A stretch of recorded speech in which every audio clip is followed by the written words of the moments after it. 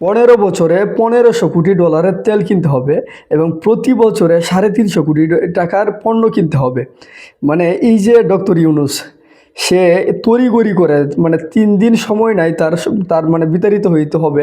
এই সময়টার ভিতরে একটা গোলামির চুক্তি করে গেছে এবং বাংলাদেশটার একটা বাস দিয়ে তৈরি গেছে বলা যায়।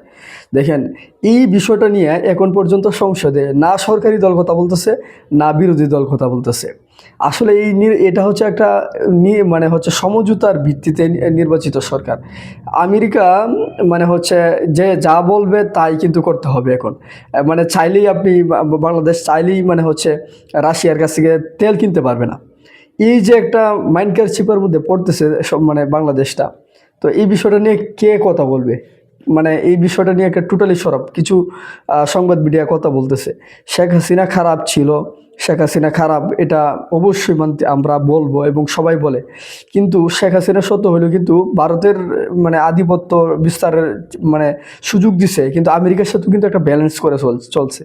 কিন্তু একেবারে টোটালি ইউনূস সরকার যেটা করছে, মানে আমেরিকার কাছে বাংলাদেশটা দিয়ে দিছে, এরকম একটা অবস্থা।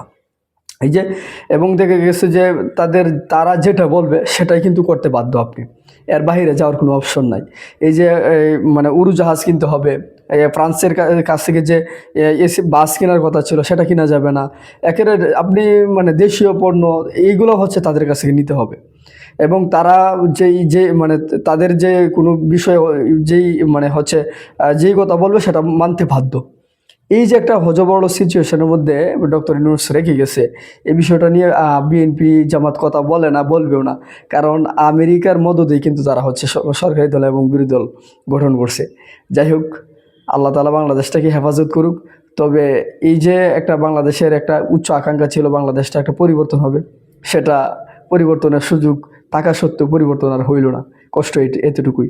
আপনার মূল্যবান মন্তব্য কমেন্ট বক্সে জানাবেন। ধন্যবাদ।